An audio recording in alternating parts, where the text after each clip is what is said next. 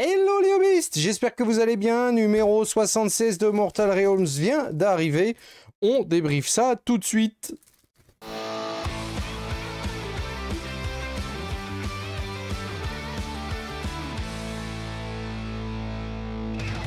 Dedans, bien évidemment, vous avez la deuxième partie de la Machine Mortis qui est la partie supérieure ici et, si je ne me trompe pas, une partie de cavalerie. Voilà, et des petits accessoires en plus. Et vous avez bien sûr le fascicule. Je vous montre la grappe en plus gros plan. Voilà. Bon, rien de bien spécifique en plus, la qualité est toujours là. Donc là, ça, si je me trompe pas, c'est l'arrière du trône. Voilà, vous avez quelques boucliers, une faux, des candélabres et une banshee ici. Voilà. Bon, je ne fais pas plus en détail hein, parce qu'il n'y a pas grand chose de plus à vous montrer. Pour rappel, quand même, ceci est la deuxième partie de la figurine qui est venue avec le numéro 75, pardon. Et il y aura la semaine prochaine le numéro 77 qui complétera la figurine complètement. Mais il n'y aura pas les socles avec. Les socles viennent dans le numéro 78. Alors, qu'avons-nous dans le fascicule? Un petit descriptif des abyssaux Idonettes, des elfes des profondeurs, avec lesquels je n'ai jamais adhéré. Pas les figurines en soi, mais le fait d'avoir des poissons qui vont sur Terre, j'ai jamais compris. On continue l'historique un petit peu descriptif des éternels de l'orage, les Stormcast Eternals, ce coup-ci avec les unités de Tempestor.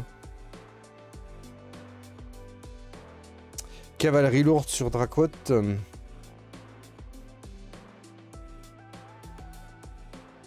Descriptif toujours du royaume d'Akshi, le vaste aride durant l'âge de Sigmar.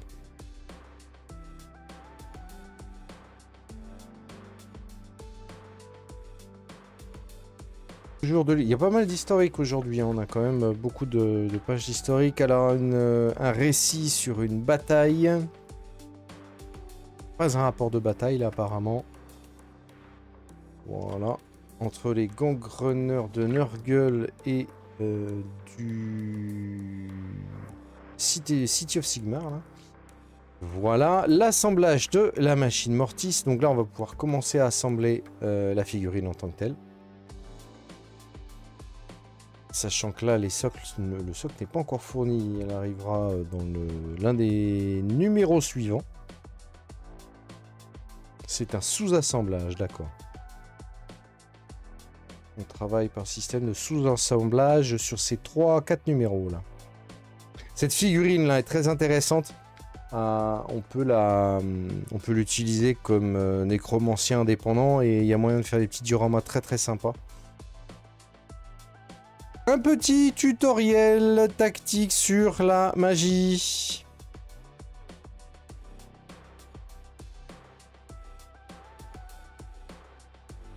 Et pas un rapport de bataille, mais un scénario de bataille. Voilà, équilibre du pouvoir.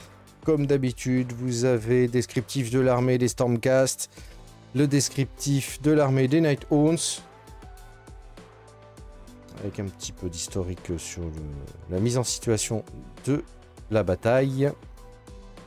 Voilà, le plan de bataille. Et donc, dans le numéro 77-78, la fin de la figurine, dans le numéro 78, ce sont les socles. Enfin, le socle qui sera mis à disposition. Voilà, on fait la récap. Bon, bah, le fascicule. Et la grappe, bon, là, il n'y a rien d'exceptionnel. On continue, c'est vraiment une suite directe et physique du numéro 75.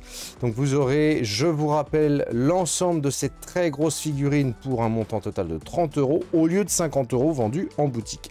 Voilà les hobbyistes, donc c'était rapide, un petit review très rapide ce coup-ci. J'espère que ça vous a plu. Les petits pouces en l'air, vous connaissez les trucs, vous partagez partout à travers le monde. Et puis si vous n'êtes pas abonné, comme d'habitude, le petit rond qui s'affiche ici. Moi je vous dis à très bientôt pour la suite. Bye.